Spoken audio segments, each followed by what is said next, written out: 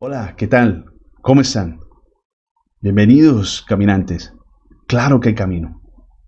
Y seguimos con esta serie de programas sobre el Apocalipsis. Aprendamos juntos sobre esa revelación de Jesucristo triunfante. Bienvenidos.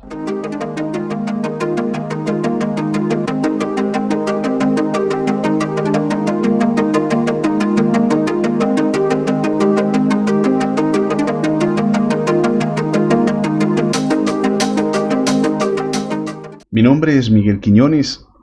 Soy un laico común y silvestre, un cristiano católico de a pie, que el Señor me ha permitido vivir la experiencia del estudio de un diplomado sobre antropología cristiana. Del resto, estoy como ustedes, queriendo aprender. Por eso quiero que, de una manera especial, no te olvides de suscribirte, de activar la campanita, de estar pendiente los días lunes y los días jueves para poder vivir esta experiencia de amor a través de este texto bíblico, este libro apasionante que es el Apocalipsis. Hoy vamos a tratar de vislumbrar la presentación de Jesús, cómo lo hace triunfante, resucitado. Por eso queremos en esta noche adentrarnos en el Apocalipsis capítulo 1 en los versículos 9 al 12. Dice así, del 9 al 12. Yo, Juan, vuestro hermano que comparte con vosotros la tribulación, el reino y la paciencia en Jesús. Estuve en la isla que se llama Patmos, por causa de la palabra de Dios y del testimonio de Jesús. Caí en éxtasis un domingo y oí detrás de mí una gran voz, como una trompeta, que decía: escribe en un libro lo que ves y envíaselo a las 7 iglesias, a Éfeso, a Esmirna, a Pérgamo, a Tiatira, a Sardes, a Filadelfia y a la Odisea. Me volví para ver quién me hablaba, y al volverme vi 7 candelabros de oro. Vamos a dejar hasta allí. Vamos a empezar a ver lo siguiente. Se presenta Juan. Yo, Juan. Es algo hermoso, porque lo primero que habla es tribulación. Comparte con vosotros la tribulación. ¿Cuántas veces tú y yo hemos experimentado la tribulación? Muchas veces, de más que sí. Pero ¿en cuántas de ellas nosotros hemos experimentado de que estamos solos? De que nadie nos acompaña. Pues precisamente aquí hay algo que nos anima como cristianos. Yo, Juan, vuestro hermano, es decir, nuestro hermano y compañero, que también vive tribulación, pero que está con nosotros, está siempre allí, no estamos solos. Eso es lo hermoso de ser iglesia, no estamos solos, nosotros compartimos precisamente la cercanía de los que ya han vivido el Evangelio, de los que ya están gozando de la eternidad. Ellos nos acompañan en este camino de la fe. Y precisamente hoy día, detállense, Juan no murió mártir como los demás apóstoles, pero sí fue mártir del Evangelio, por ser testigo de la fe, por predicar de Dios, por ser testigo fiel de ese amor de Dios. Y detallemos algo muy importante, muy hermoso. Dice que cayó en éxtasis un domingo. Es decir, que la celebración eucarística es el momento en el cual que nosotros, en ese amor hacia Dios, podemos contemplar una realidad espiritual grandísima.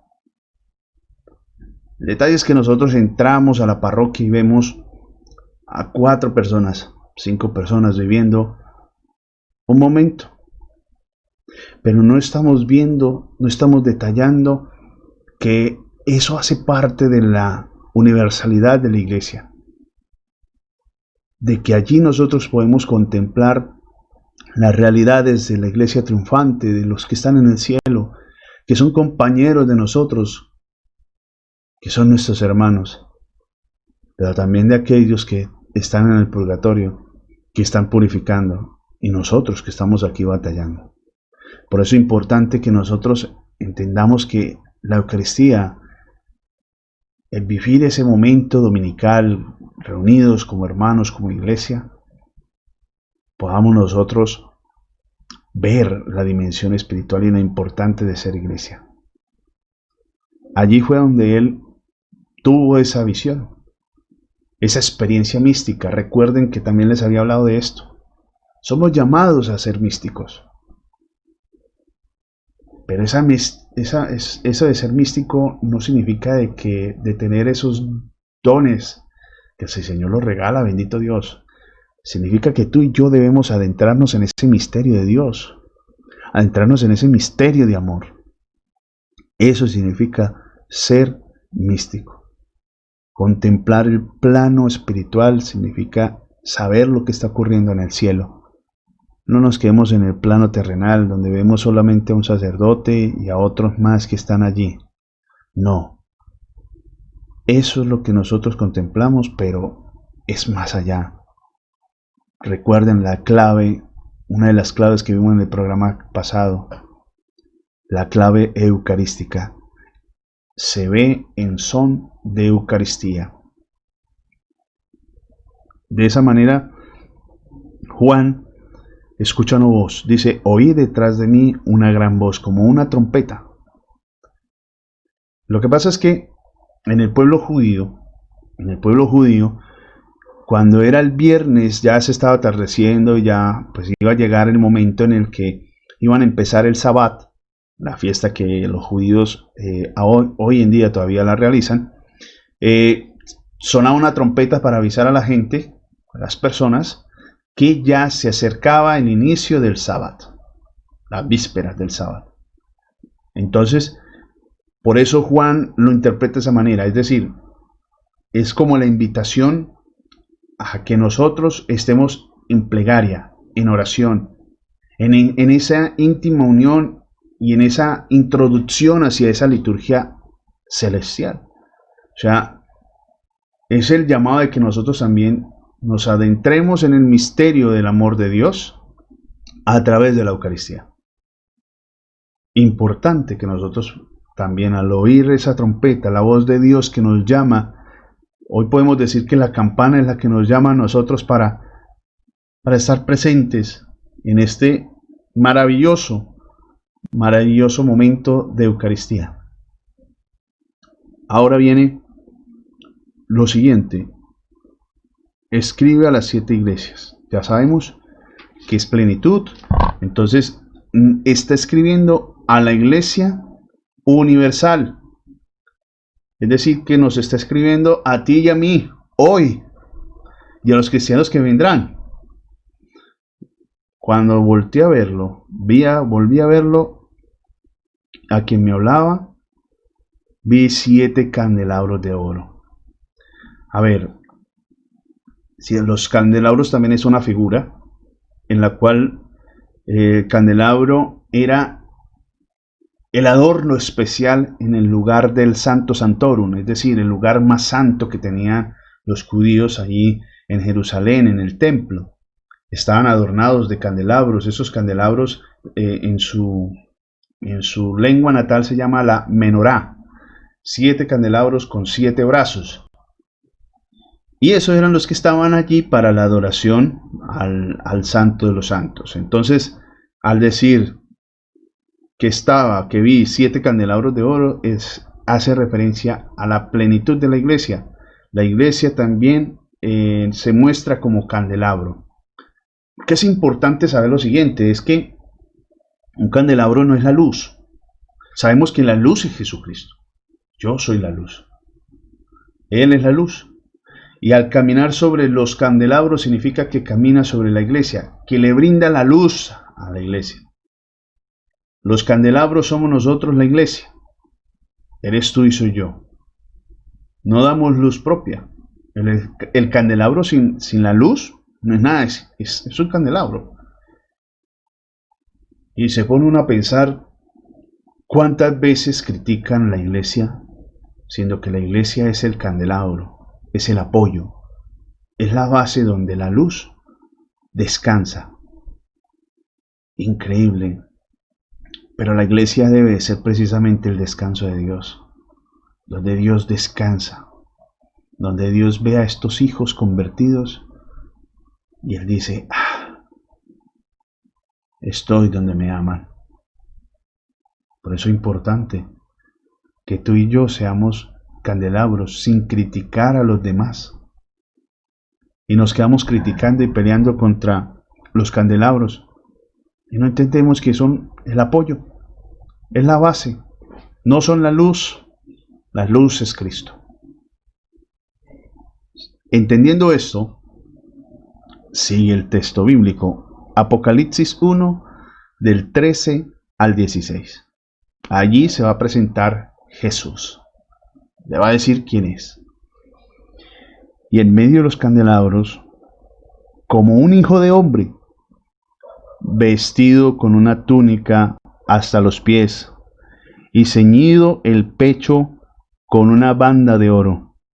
Su cabeza y sus cabellos eran blancos como la lana blanca, como nieve, sus ojos como una llama de fuego, sus pies semejantes al metal precioso, cuando está en un horno incandescente, su voz como un estruendo de muchas aguas.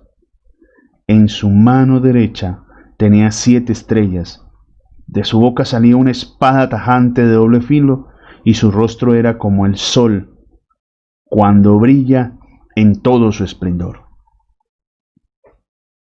Tenemos más signos. Aquí se nos está presentando Jesús. Y no se presenta como cualquiera, se presenta triunfante. Miremoslo. Cuando habla del Hijo del Hombre, ¿cuántas veces en el Evangelio Jesús se refería a él como el Hijo del Hombre? El Hijo del Hombre, es decir, Jesucristo, aquel que caminó, el Verbo encarnado, Jesucristo, el Hijo del Hombre, el que estuvo en esa tierra, que convivió con los apóstoles, que convivió con Juan, que convivió con Juan. Se nos presenta entonces, ese es decirnos, es el mismo, que caminó, que estuvo en la tierra, y que ahora se está presentando de una manera triunfante. Es el mismo. Cuando dice que con una túnica, significa que son las vestiduras reales. Es decir, esa túnica significa que Él es el Rey de Reyes. Se nos está presentando como Rey. Cuando habla de la banda de oro en el pecho, recordemos que los sacerdotes del Antiguo Testamento, ellos se ponían un pectoral de oro. Es decir, que hoy el Señor aquí en el Apocalipsis se nos está presentando con vestiduras sacerdotales, diciéndolo para que el rey es sacerdote, rey y sacerdote. Cuando nos habla de los cabellos blancos, recuerden el color blanco, bien, sería eternidad, y que es venerable el Señor, la eternidad. Venerable, los cabellos blancos como la lana blanca, como la nieve, eternidad, se nos muestra como el eterno, ya está triunfante. Ojos como una llama de fuego, nos quiere decir a nosotros, nada puede escapar a su mirada, todo lo consume.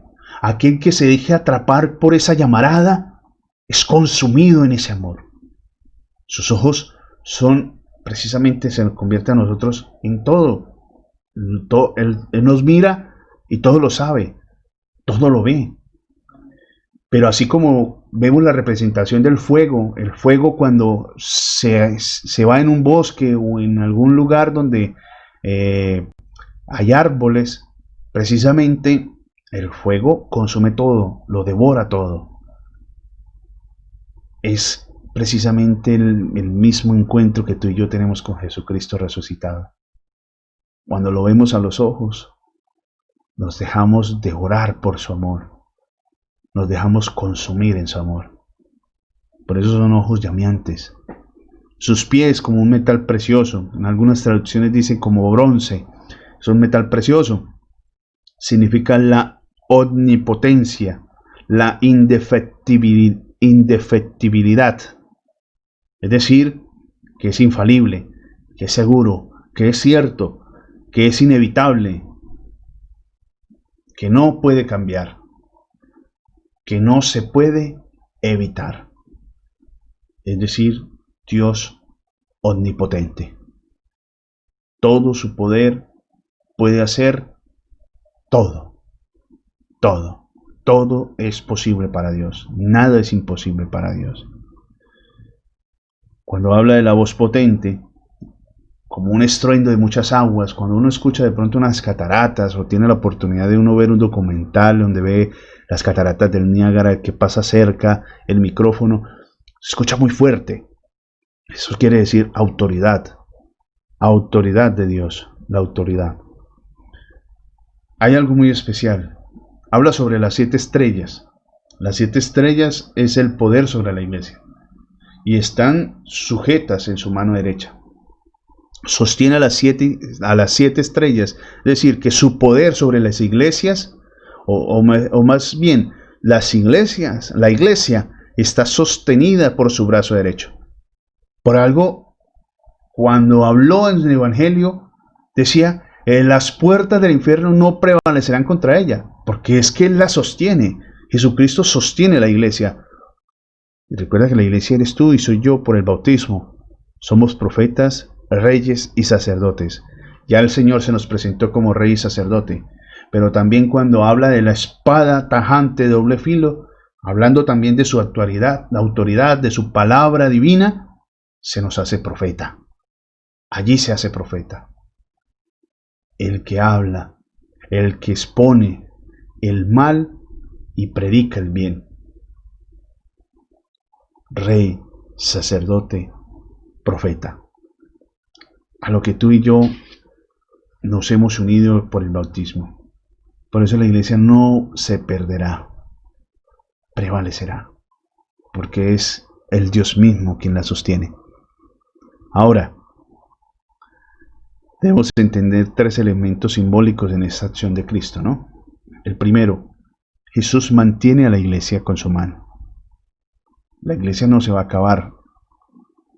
Uno escucha a veces que dicen, no, pues la iglesia ya se acabó, ya los templos no se abren, ya la iglesia se acabó. Pero resulta que no, porque recuerden que Jesús la sostiene con su mano. Al decir mano derecha dice el poder, hay poder. Jesús le habla a la iglesia. Se está presentando como el que se va a dirigir a la iglesia. Va a dar su palabra que debe traspasar, que nos debe de herir como una espada. Nos debe de herir para nosotros buscarle. Pero también Jesús se muestra con su resplandor divino. Al decir, como el sol cuando brilla en todo su esplendor. Toda su divinidad, todo lo que es Dios y hombre verdadero. Se nos está presentando Jesús glorioso. Apocalipsis 1 del 17 al 19. Dice así. Al verle, caí a sus pies como muerto. Él entonces me puso la mano derecha sobre mí, diciendo, no temas. Yo soy el primero y el último, el que vive. Estuve muerto, pero ahora estoy vivo por los siglos de los siglos, y tengo las llaves de la muerte y del Hades. Escribe por eso lo que has visto, tanto lo presente como lo que va a suceder después. Sigue ese momento de interacción, de encuentro personal de Juan con Jesús resucitado, con el Jesús triunfante. Y resulta que dice que cayó como muerto. Es el resultado. Es el resultado de esa experiencia del encuentro con Jesús. Caemos como muertos porque en esos momentos tenemos una experiencia divina. Así como San Pedro y Juan y Santiago tuvieron esa experiencia en la transfiguración, cuando vieron a Jesús resplandeciente, que también cayeron como muertos y temblaban de miedo. Juan también al verlo se sobrecogió por esa presencia amorosa de Dios. Pero el Señor tiene un signo muy bonito. Pone su mano derecha sobre Juan. No sabemos si se la puso en el hombro, en la cabeza, pero eso significa cercanía. Que sigue siendo ese amigo donde Juan recostó su cabeza en el pecho. Ese amigo que los acompañó. Ese amigo que les predicó. Ese amigo que dio su vida por ellos. Hoy sigue diciéndote, sigue siendo mi amigo. Y a través de Juan, así como nos dio a la Virgen María como madre en la cruz, así también aquí Juan hace representación de ti, de mí, de la iglesia. Pone su mano derecha sobre nosotros y nos dice, no temas. Esa cercanía, esa amistad que tiene Dios con nosotros, que tiene Jesús con nosotros. Amigo, no temas. Dice que soy el primero y el último. Es decir, todo se recapitula en Jesús. Todo se une en Jesús. Jesús es el centro. ¿Se acuerdan la primera clave? Cristocéntrico. El Apocalipsis es cristocéntrico. Y así Jesús también es el centro de la historia de la humanidad, el centro de la historia de la iglesia, el centro de la historia de la salvación, el centro de la historia tuya y mía. Primero y último. En Él todo se reúne, todo se da, todo tiene sentido. Estuve muerto, pero ahora vivo para siempre. El triunfo definitivo, a lo que tú y yo estamos llamados a la eternidad, a triunfar junto con Cristo, pero que sea de una forma definitiva. Tiene las llaves sobre la muerte y el Hades. Es decir, que no simplemente Él tiene un triunfo. Jesús no se queda solo con el triunfo de poder resucitar, sino que al tener las llaves nos da esa posibilidad de esa cercanía de amistad, que tú y yo tengamos vida también. Y la tengamos eternamente, definitiva, junto con Él, triunfantes.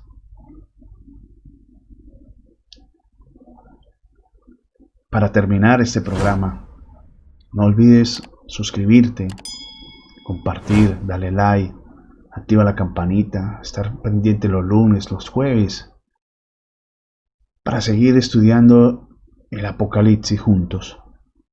Estamos caminando. Apocalipsis 1, versículo 20. En cuanto al misterio de las 7 estrellas que has visto en mi mano derecha, y al de los 7 candelabros de oro, las 7 estrellas son los ángeles de las 7 iglesias, y los 7 candelabros son las 7 iglesias. Cuando habla el Señor de que en cuanto al misterio, el misterio no es algo que esté escondido o que se haya escondido, no, es porque precisamente es incomprensible ante nuestros ojos.